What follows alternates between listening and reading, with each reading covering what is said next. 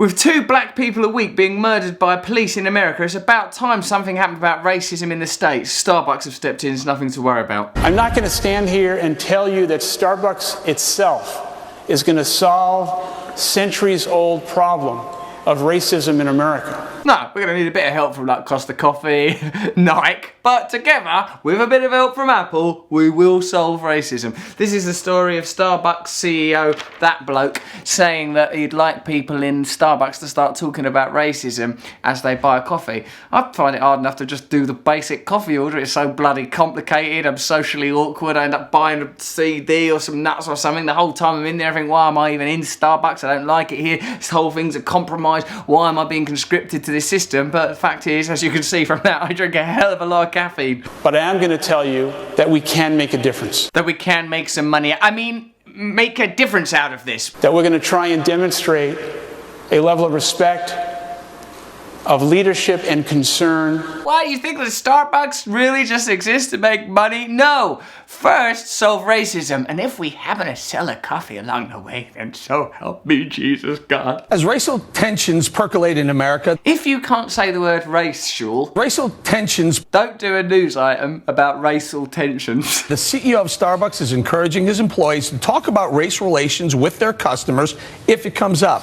Like the caveat of if it comes up makes the whole fucking exercise pointless. That's what you do as a human being, isn't it? Does Starbucks really have to legislate the basic tenets of conversation? I'm just here to buy a cup of coffee, so... Would you want to have that discussion? That man is behaving like he's being arrested, even now.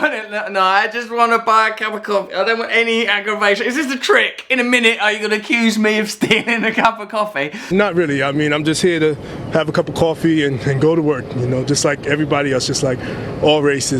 Just like all races, I just want a cup of coffee. Where did you get that hat? How much was it? Oh, fucking hell. All races that are trying to make a living. Seems like black people in America have had just about enough of this kind of interaction. So, Lisa, should private business be in the business of talking about race with customers? No! Private business is simply about making profit at all costs. Well, maybe this little PR stunt could make some more money first. I went, oh. Then yes. Well, look, I think as a private business, Starbucks has every right to do this. However, as a customer, I find it incredibly inappropriate. This is the problem with the system that we live under. Our roles are customers, shareholders. There's no other way of relating to society. Capitalism has leaked into every single aspect of our lives, and now it wants to be across our fucking trivial exchanges in a coffee shop. Is that a profitable exchange you're having in Starbucks? No? Well then shut up! And if I'm a shareholder, I would be concerned that what this is doing is detracting from Starbucks' overall mission, which is to sell good coffee. Overall mission to sell good coffee. I love coffee. I love a good coffee even more. But describing it as a mission. I got a shareholder here. I want to hear what your thoughts on this. I think, Eric, obviously, he has an obligation to the shareholders first because he's the chair of the board and all of that. And if it sells coffee, I think he should do it. What about using gyrating 5-year-old boys in the commercial? I think he should do it. What about dipping mice in coffee and flinging them at customers? I think he should do it. What if he digs up the graves of your dead relatives, reanimates them into puppies, sends them through the streets going, coffee for sale? Absolutely. Now this man is one of the rare finds that we search quite diligently for on the Trews. Someone that's so bloody devout and evangelical about capitalism that he seems to have forgotten that he is primarily a human being with kidneys and lungs in space. Eric, there is no discussion needed on race. I really just resent this whole idea that America is this racist country. Admittedly, this guy seems like a bit of an arsehole, but at least we don't need to worry about what would happen if you cross Ben Stiller with a rat. That we somehow have to remedy through chit-chat at Starbucks. I mean,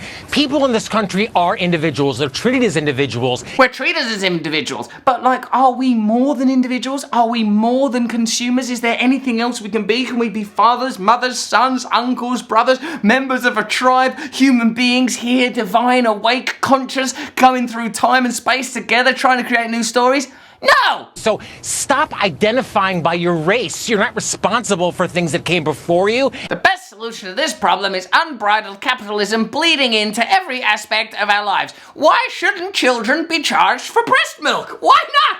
Waiter, get that kitty and charge it a bill. Keep an account. It wants the titty milk. The best way to get a kid to appreciate titty milk is to charge it. It's an individual. There's no discussion needed on race in this country. So there's no such thing as racism in America. It's a country of individuals. Don't pay any attention to these facts. In the last 25 years, the wealth gap between white households and black households has tripled. Don't pay any attention to that. On average, white households have 13 times the amount of wealth of black households. Don't worry about that. Black and minority workers make up a disproportionate number of people in low-paid jobs. 60% of black graduates are not in full-time work 6 months after leaving university. 90% of the CEOs in America are white. And most interestingly of all, more white Americans believe they have touched the ghost than those who believe black people experience discrimination. Good luck sorting out that ideological situation. I suppose what the problem is consumerism has crept into every aspect of our lives and identity. We identify with ourselves and each other primarily as consumers, to the point where economic gaps can open, minorities can be oppressed and even murdered in the streets by their own law enforcement officers, and still we think of ourselves primarily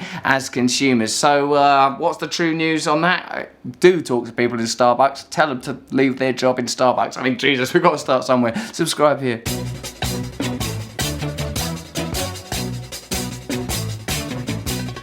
Nose is a tool that is abused to fool you and to leave you scared and confused.